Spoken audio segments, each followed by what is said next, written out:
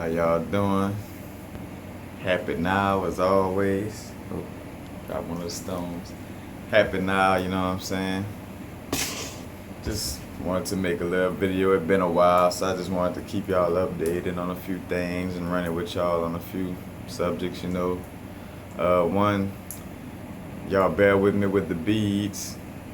I've been kind of having like a little revelation about the beads where it's like a lot of people popping up and making them. So I'm trying to make my experience, you know what I'm saying, different from everybody else. Since I see a lot of people wrapping stones and stuff like that. So I'm just trying to find a way to market it where you could get the beads and the experience like just from me, like, you know what I'm saying, where you can't get it from no one else, because it just seemed like a lot of people starting to do it, which is good, you know what I'm saying. That's another thing dealing with the law of attraction, you know what I'm saying. It's like the gratitude and wishing success for everybody else too, you know what I'm saying. Because basically like you get what you put out. So if you're sitting there hating on a person because they making it and doing like making it anything, you know what I'm saying, like if they a track star or somebody running their own business, I mean, be real with you, even down to like if you have a job and being mad at the boss and stuff and like kind of hating on the boss, you gotta realize that you bringing that into your zone, and that's what you pushing out is what's gonna come back. So if you hating on people who, getting up there with their success and stuff, then when it's time for you to shine, guess what? It's gonna come back to you, that same hate, you know what I'm saying? Stuff that's gonna impede your progress, you know what I'm saying? So it's always good in the law of attraction, you know what I'm saying, to attract abundance. Like, if you do use your last dollar, be grateful. Because guess what? That dollar is gonna help somebody else eat tonight, you know what I'm saying? That dollar gonna make somebody happy. So you should be happy that your money is gonna make somebody else happy. And that's kind of with the law of attraction, that's how things come back. You see me playing, with some stones in my hand. That's my speaking stone. Sorry about that. That's my Chalcedony, Celestite, little Moldavite, Kyanite. Just good for when you're speaking, you know what I'm saying, communication. Keep that throat chakra, tuned up. But that's just a simple little lesson with that. And you see, like I go quickly from one subject to another, cause my videos really aren't planned out with the subject matter somewhat. I just kind of go with what's on my mind, like, and that's another thing, trusting what's on your mind. See how I just flow with it, like, your mind.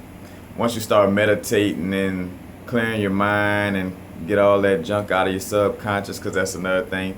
Your subconscious like rules like 90 to 95% of your life. So all that rap music with that kill this, rob this, hustling is the only way to do it, and all that type of stuff. Don't get me wrong, like my ego like still likes listening to some of the old stuff I grew up off of, but like even when I'm listening to it, it's like my spiritual side correcting everything the rappers say. Like they saying, "Oh, hustling is the only way I could do it.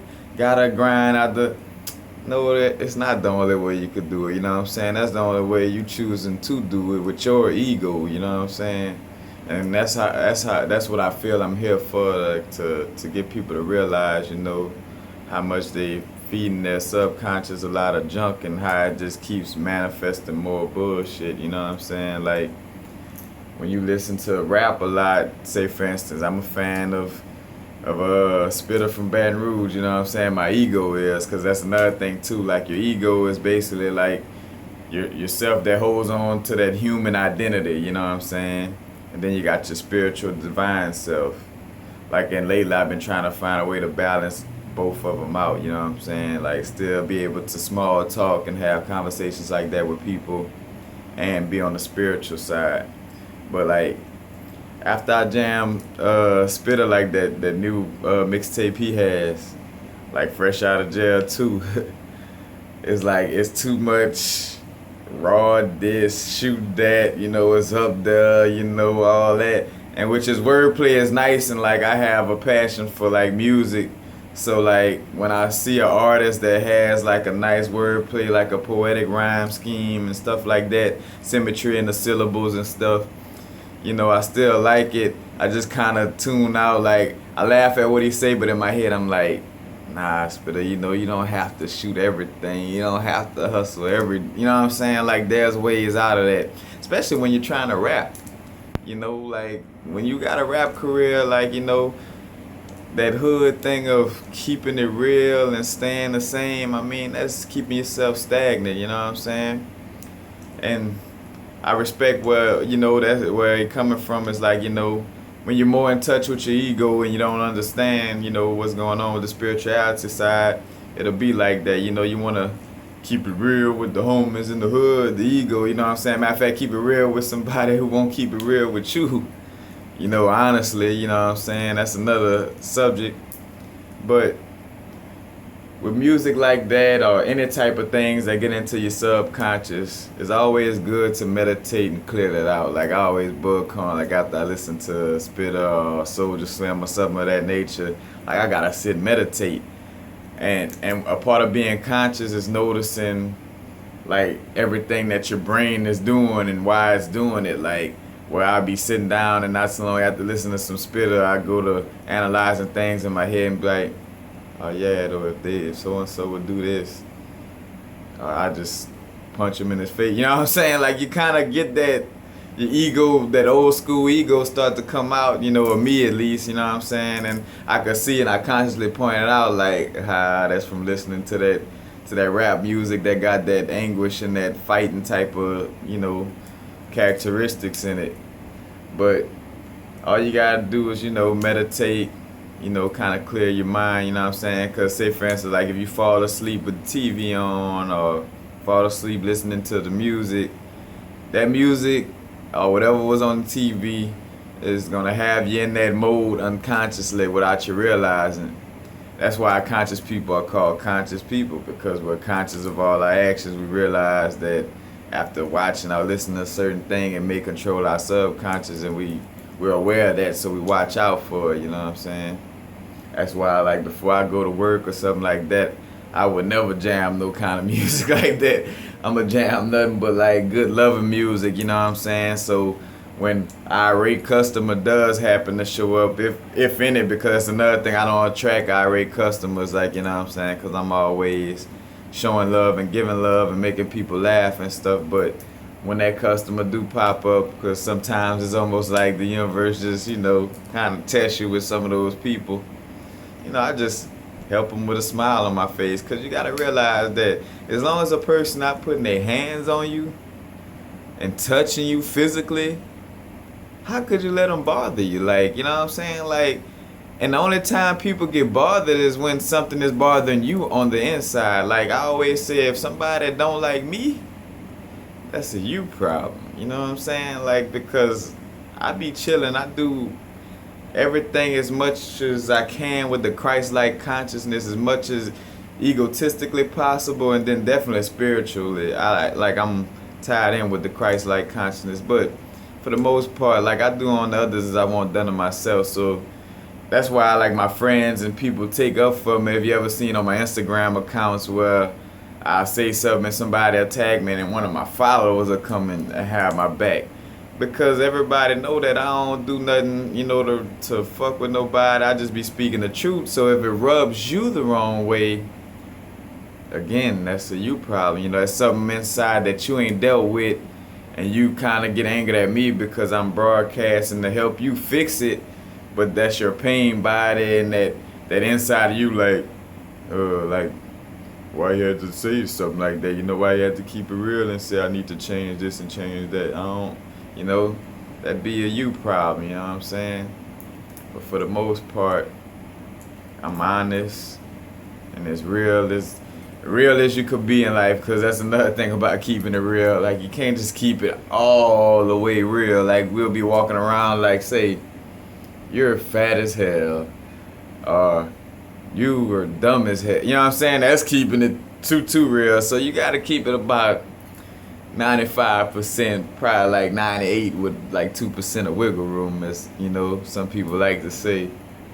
But you know, that's the gist of it, you know what I'm saying? Like controlling your subconscious, paying attention to what you intaking, because you know you pushing it out without realizing, you know what I'm saying?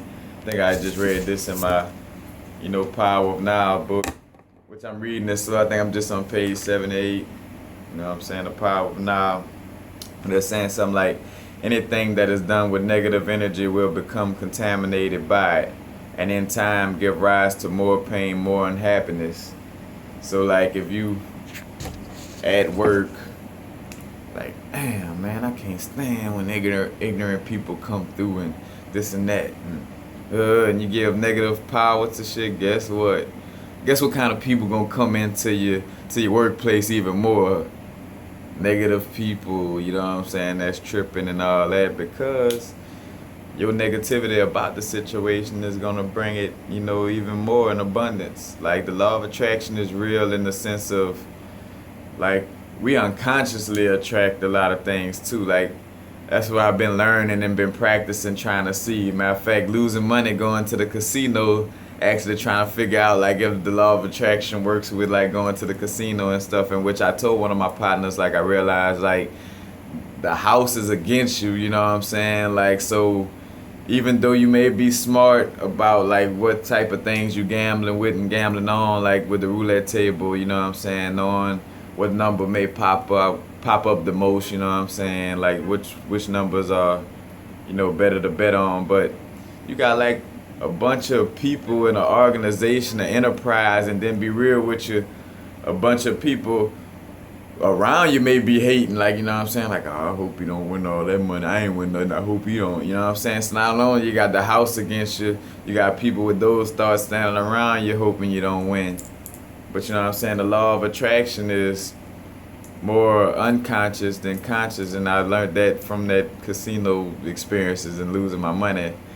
Like whatever you take in and put into your brain, like lately I've been listening to affirmations, like affirmations basically like little mantras or sayings to help your subconscious to, stay in the mode of attracting things, like listening to stuff with mantras like I am abundance and I am gratitude, I am wealth, I am health, like, you know what I'm saying, in your headphones, listen to those type of things that kind of keep your subconscious on that vibration, you know what I'm saying, on that frequency, where, you know what I'm saying, it'll attract those type of things because it's in your subconscious.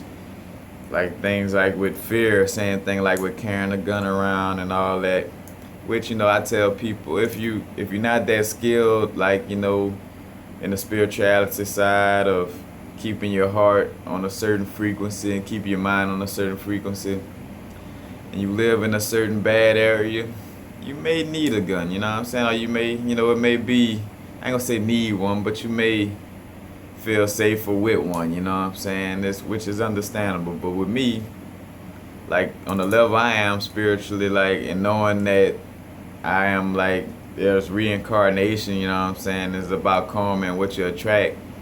I don't really be feeling the need for a gun, you know what I'm saying? And I done did that lifestyle. I had a gun, you know what I'm saying, in the car with me, all that type of stuff. But you know what I'm saying, like looking at my life now, I never attracted a gunplay situation, you know what I'm saying? Like, because, matter of fact, my intuition with my third eye and my heart and just my subconscious keep me away from them type of things, you know what I'm saying? Yeah, I done had close calls, but not close enough, you know what I'm saying? Because like I say, my mind doesn't be in that fearful area, which is stimulated from your root chakra, you know what I'm saying? Or comes from your root chakra, like the fear, you know what I'm saying? That's what America is built on, fear. Like, it is what it is, but that was one of the subjects, subconscious. I go different places, you know what I'm saying? To the point where my titles of my videos might start to not even have titles, you know what I'm saying? Like just, words with Ray today, you know what I'm saying? But just a little discussion on that. And then I had an experience lately for my, people who's informed about like chakra things, you know what I'm saying? Chakra experiences, I should say. I I had a Kundalini awakening lately. As a matter of fact, it came through a DMT experience, actually, you know what I'm saying? Like, had taken some DMT. Don't know where I get it from, you know what I'm saying? But I had taken some DMT, you know what I'm saying? And DMT kind of spiritually take you to that place, you know what I'm saying? It's basically like a stimulation for your energy body, like, and it's an interdimensional, you know what I'm saying, drug, so to speak, you know what I'm saying, but I'll say chemical. It's an interdimensional chemical, you know what I'm saying. And basically, like, I could feel like my Kundalini rising. Like, basically Kundalini is like a snake called up in your root chakra, and when you're awakening it, like goes through your spine like in a spiral and rises up through the crown chakra, and it's basically like awakening that keeps all your chakras like charged up and in the same alignment all at once, so all of them kind of strengthen at the same level and have it all tied together. And I did have like some of the symptoms of like a Kundalini awakening in my tablet, which, you know, a few little words on the Kundalini awakening. You know, it's dealing with the Kundalini awakening is like the primal energy, or Shakti, or Shakti, you know, new to some of the Sanskrit words, so, you know. Matter of fact, and always send comments, you know what I'm saying, talk to me. A part of wisdom is realizing that you don't know everything. So that's how you could tell if a person is not wise or not. If they think they know everything, they're not really wise. Like, you know, they just think they know everything, and there's so much more to learn, and a wise person knows that. That's why I'm always listening. I listen to a baby say goo goo gaga and see if I get something out of it, you know what I'm saying? Because that's the only way to get wise, is by listening, you know what I'm saying? A person who talk too much, you know, look at people who talk too much and see where they get in life, you know what I'm saying? Like,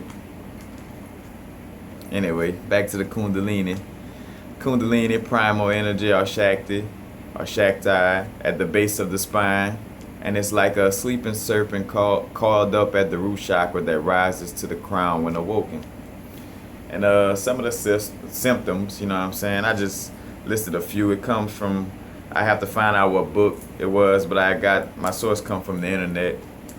But one of them is experiencing unworldly things and having visions like that's not of this realm, like, you know what I'm saying, like maybe seeing planets or stars and things that's not of this realm, like when you astral project and you passing through certain galaxies. If you could just picture stuff like that in your head easily, you may have had a Kundalini awakening. Like, as a matter of fact, a lot of Kundalini awakenings may come from you know, either simultaneously, which maybe, say for instance, the universe has a job for you, is meant for your Kundalini to be awoken.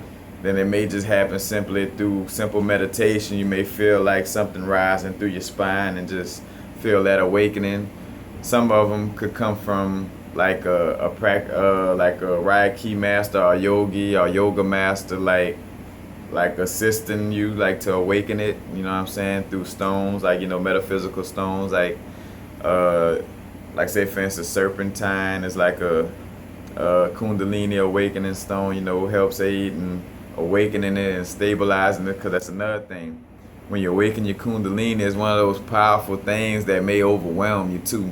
So if you're feeling like kind of bipolarish, like, you know what I'm saying, like wondering like where you, like, am I going up or down, or like where your brain and your heart have you torn in between decision making a little bit, you know, that, which is a bad Kundalini awakening, you know what I'm saying, but you may experience that too. Just look up on Kundalini awakening and it'll help you. And like I said, I got a few of the symptoms to help you along the way too, but it may kind of be disorienting, you know what I'm saying, and kind of have you tripping a little bit, so to speak. But like I say, visions of unworldly visions, unworldly smells, where you just may smell something that's not even in your house and wondering where the hell that is, you know, what that is and where it comes from.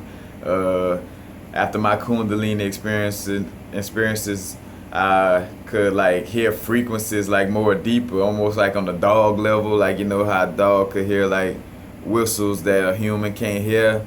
Well, I'm getting to that level where like I hear frequencies like I hear air conditioner running down the block. Like I could feel like I hear my neighbor's TV running in their house, like you know what I'm saying? Like that's a part of my awakening. Then you have sensations in your root chakra or hair raising experiences, you know what I'm saying? Like where you could just feel your hair raising, or you know, your root chakras like in the base of your spine, like if you had a sensation right there, like after meditating or something, you may have awoken your Kundalini. Naturally wanting to do body locks, yoga body locks. Say for instance, my DMT experience, like most of the time, like I'd be sitting and it just make me like do like certain little, you know, locks and stuff, like where I'd be stretching in ways that, and I never looked at no yoga books, but like I'll be locking up in ways like it feel like I'm releasing blockages. You know what I'm saying? That's what yoga for, is to release blockage and energy. Along with Reiki, you know what I'm saying, and metaphysical stonework.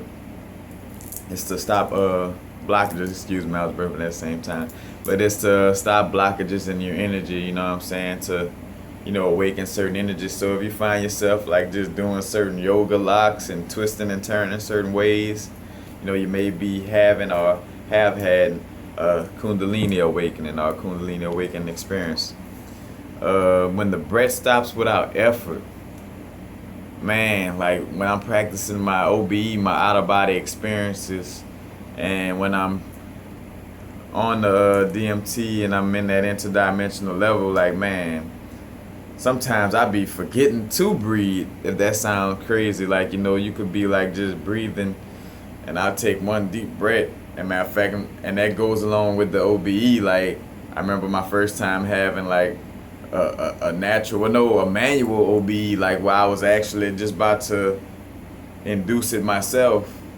And matter of fact, what it feels like, if you're from Louisiana and you're familiar with the Kushma, the baby laying on your chest, is like that state where like you're sleeping, but your mind becomes conscious, like, and your body and mind like unconscious and conscious, like on different levels, and it's off to where like you're conscious laying there in your sleep.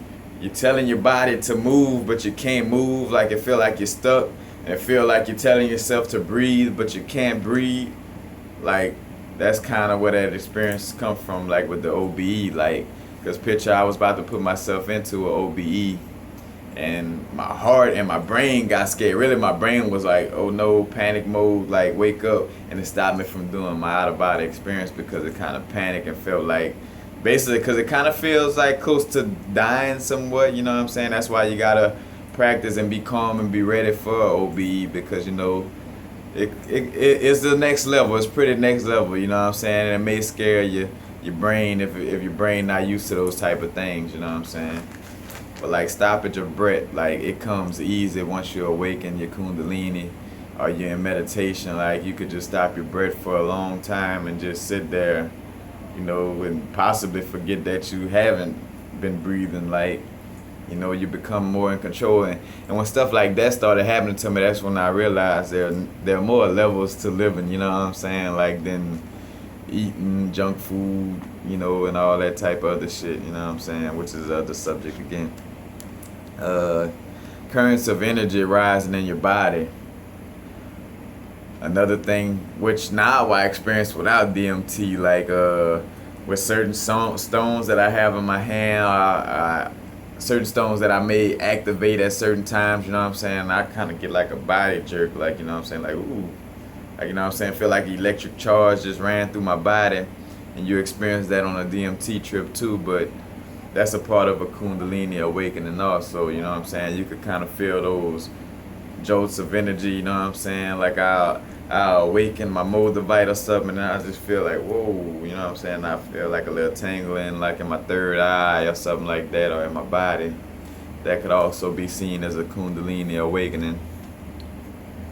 When the Om mantra, the O-M or A-U-M, Om, matter of fact, see the Om ring, that's the symbol for Om.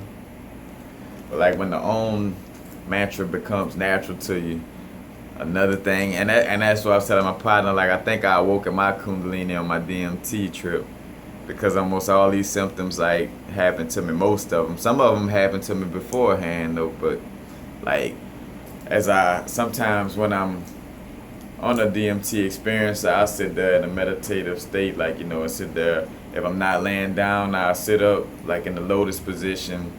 And like I did a Om one time while we had like some binaural beats playing, and like I could feel how one I was with the Om, like to where it just sound natural. Like I felt like I was one with God, like you know what I'm saying? That Om had that vibration that I could feel like that could just move buildings and stuff, which, another subject, but in the same subject, like they do have monks that'll sit around in a circle in a collective group and do a Om together, and they could move rocks with their Om, you know what I'm saying? Like, Om. And you could feel that vibration in your body by simply doing a simple Om like that. But when the Om comes natural to you, that is also a sign of a Kundalini awakening, Matter of fact, one experience I gotta bring up though, like I'm not ashamed, like I live in a building that has roaches, you know what I'm saying? Just point blank period, you know what I'm saying? Like I keep my house clean, but you know what I'm saying, I live in an apartment building and the apartment building has roaches in it. But I had an experience where I was sitting down meditating one day and I could just feel like how one I was in that being mode. Like I'm always in that being mode from now on, but I'm just learning how to tie in that ego with it, you know what I'm saying, to function, to make my, how could I say, my business ventures and stuff happen, you know what I'm saying, because if you're too spiritual, you won't be able to make that happen. But anyway, I was sitting down and I was meditating and I'm like, the Om was strong, like I just feel it. And picture that, like a roach came out of nowhere and just crawled on me and came to me. And roaches are naturally like for years they've been conditioned to know how to hide from people, and when the lights come on their ass run, you know what I'm saying? But one actually crawled on me, and what's so funny, I was so one with everything to where I just kind of looked at it like I wasn't even scared, because that's another thing. I wasn't tied to my ego that heavily at the time, so it was like, I was very spiritual, with it. And like he crawled on me, and that really showed me though, like it's synchronized experiences like that to show you, like the oneness and the truthness of the meditation and the Om sound, like that God frequency, and like because it could feel that I'm one with everything, so it actually came closer. But back to the subject, different story for a different time, but. When you get one with the Om, you know what I'm saying, that's one of the things to the Kundalini awakening. Like whenever you get strong and one with the Om, and it just comes naturally. Getting back to the blank mind or no thought, the no thought type of mind where, through meditation and through meditation, you know what I'm saying, you'll get that, how like, matter of fact, living in the now and meditation keeps you like this, but not worrying about the future and the past, keeps you with a clear mind, you know what I'm saying? Because when you think about it, if you didn't have to worry or think about bills and class and what time to get to work and do all that type of shit, your mind is peaceful. You really wouldn't have nothing to even think about, you know what I'm saying? Like, because that's where that stress and all that stuff come from, you know what I'm saying? That the fuss and bust of the world that, that we live in. But getting back to that blank mind is a part of the Kundalini awakening. Like, I'm there with it where, I mostly control all my thoughts. Like, I don't really think of nothing or sit there and think about nothing unless I want to, unless I manually put a thought into motion, you know what I'm saying? And that's a good place to be. Like, if you want to get there, like meditate a lot, like at least 10 minutes a day.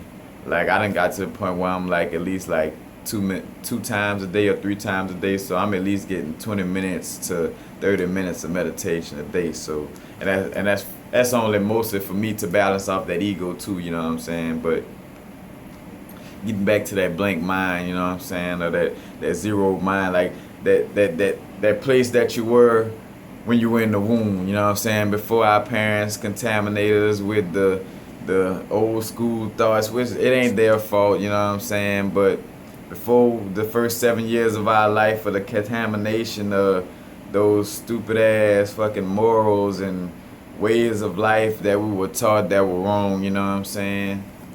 Like that blank mind state. As a matter of fact, that allows you to control more things too, because in that blank mind state, that allows you to have psychic abilities and telepathy. Because think about it like this: how could you be a psychic and move things and talk to people in your mind if you got a bunch of shit rambling in your mind, like, oh, this bill needs to be paid, what time you gotta go to work, this and that?